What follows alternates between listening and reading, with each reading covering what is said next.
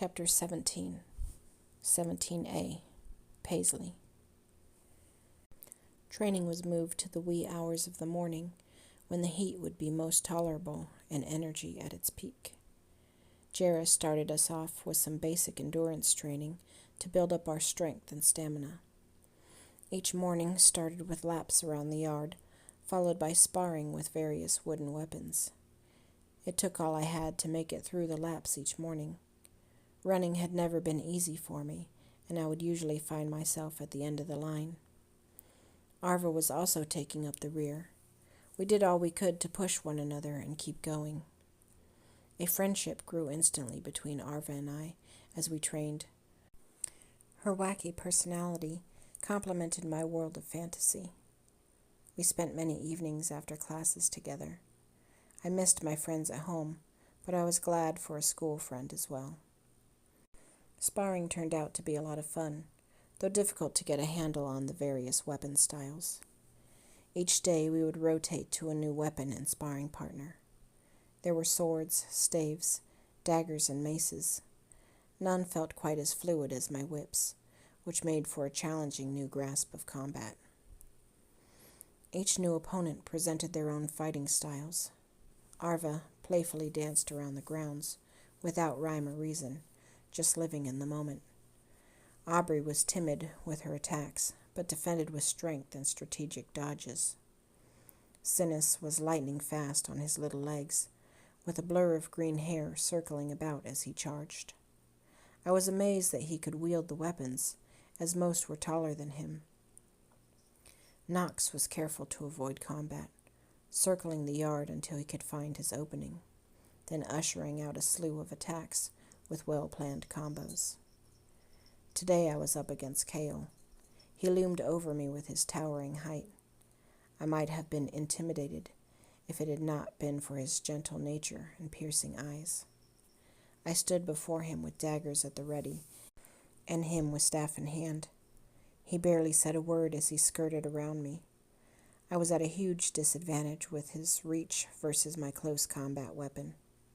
He swung the staff back and forth with well-practiced moves. Having no idea how to fight with daggers, I was forced to dodge all attacks. I tried to get around behind to plant an attack, but Kale did not leave any openings. I tried a few times to block his attacks, but lost my weapons instead. The match was easily decided in his favor. "Where did you learn to use a staff so well?" I inquired. "I've just practiced a lot at home," he said, as he laughed nervously. We sat down at the fence line for a break and some water. Kale pulled out a wooden pan flute and began carving into it. It was made of a dark wood and adorned with amazonite crystals set into it.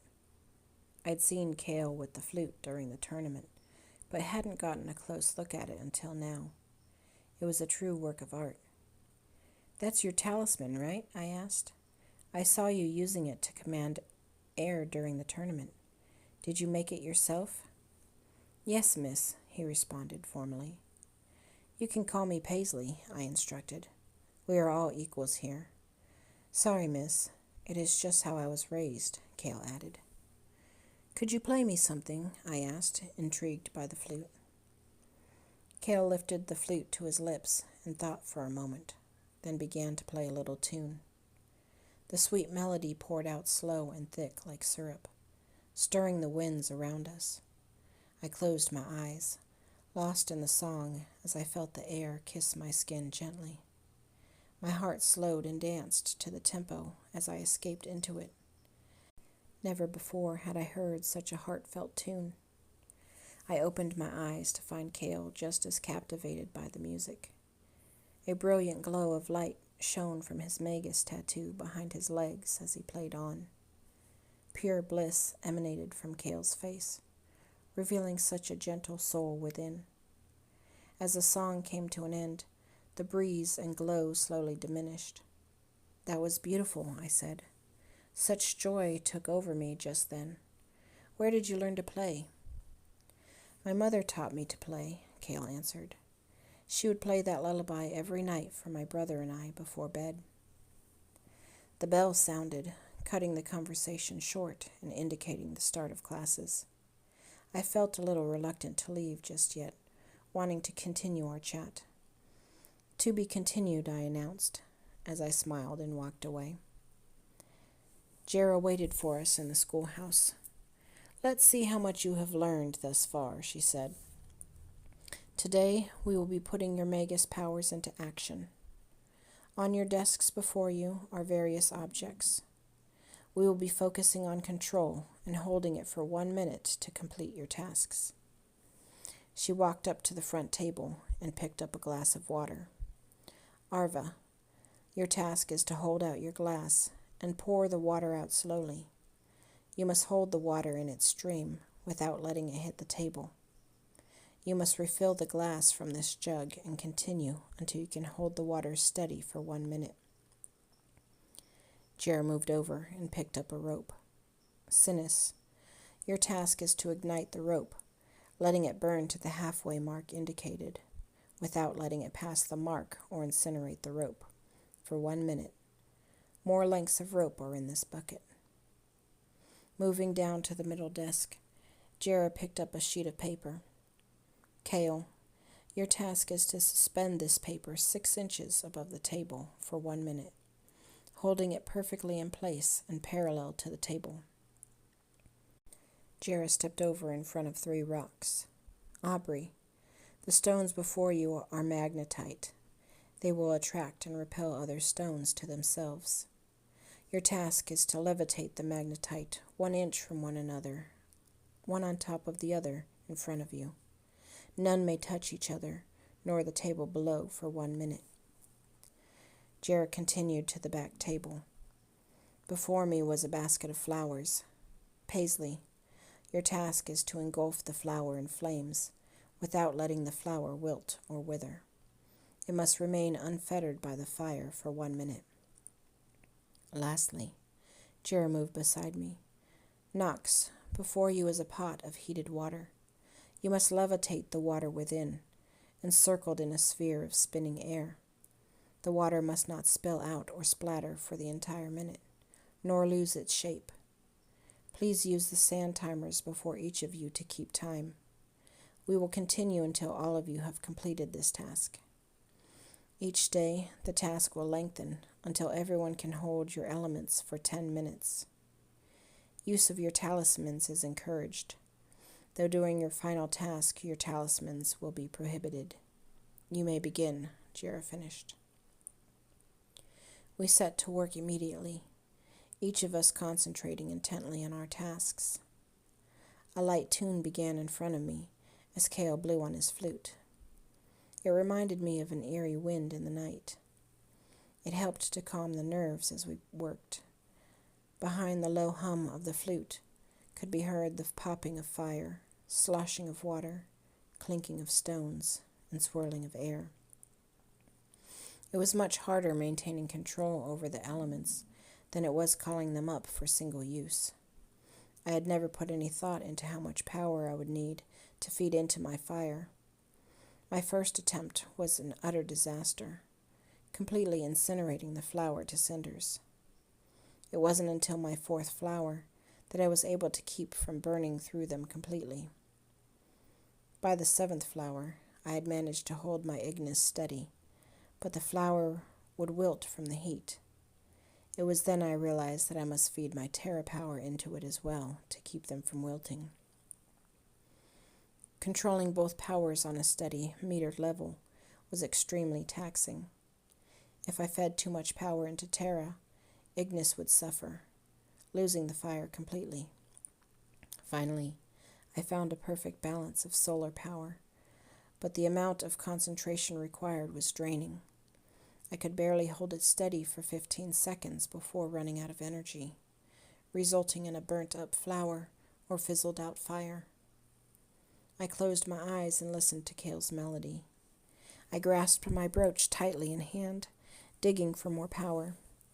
It welled up within me, releasing itself all at once with force, losing yet another flower. I tried again and again, channeling less or more power through the talisman and running short on flowers.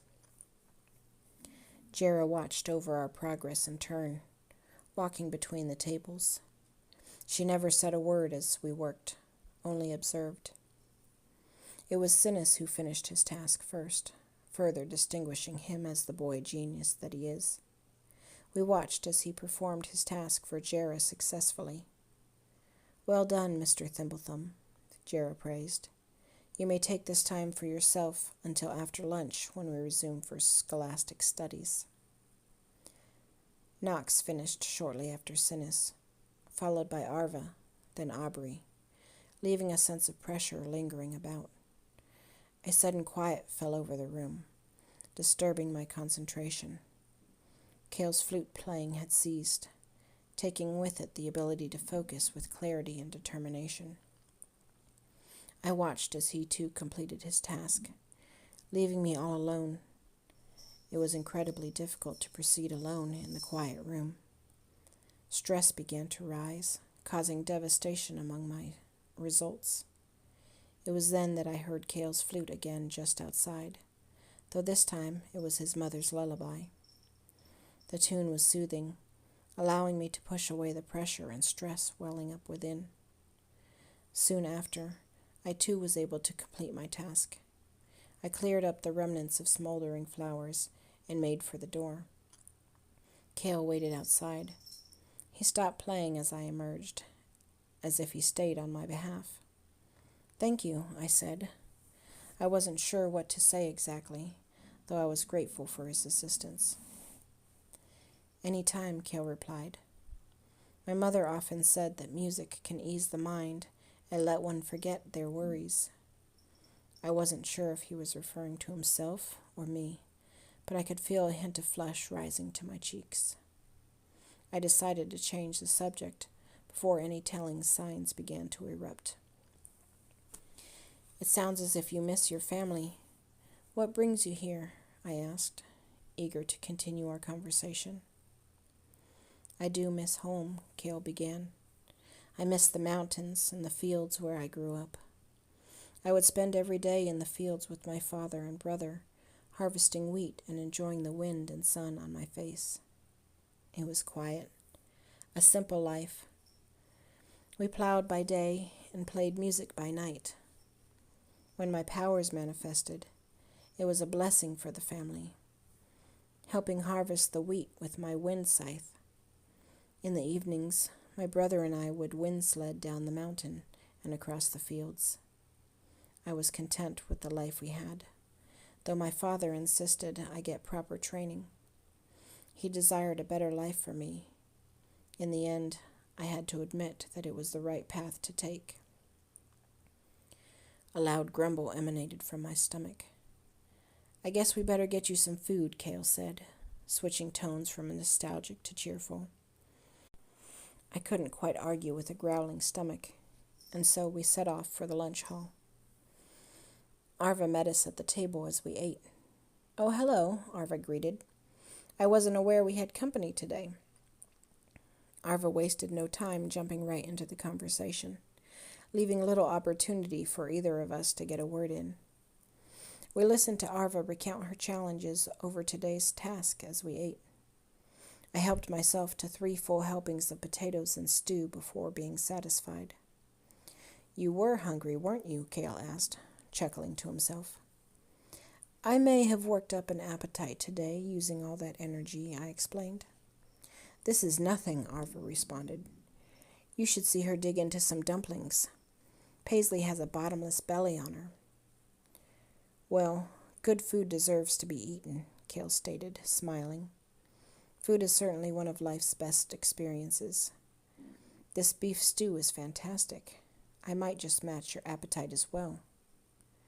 "Who knew you were so passionate about food? I would have thought music would be your top choice," I guessed. "Why can't they both be?" asked Cale as he dished up another bowl. Theophilus, the postman, arrived with our letters as we finished up our meals. A letter arrived from Alira, as it did every few days. I opened the letter, expecting her usual updates, but was surprised to hear more astounding news. I learned that Rahl was, in fact, Prince Garrett, and was making plans to return home. Alira had also written about the Siren Stone and her contact with Mother. My heart was already upside down over losing a friend, and so sank lower upon mention of Mother. I read it over several times in disbelief. Envy crept up as I reread the passage. Why had Mother never spoken to me since using the stone? Could she only reach out to one person? Was she called to the pole of Alira's guilt? I stared blankly at the letter, lost in thought. "Are you okay?" I heard Arva ask, snapping me out of my thoughts. "It's time to return to class." "Oh, whoops," I stated, masking my sorrows. "Just got carried away with my sister's letter." I cleared my lunch away and followed Arva and Kale back to the schoolhouse. My mind still raced with thoughts of Mother.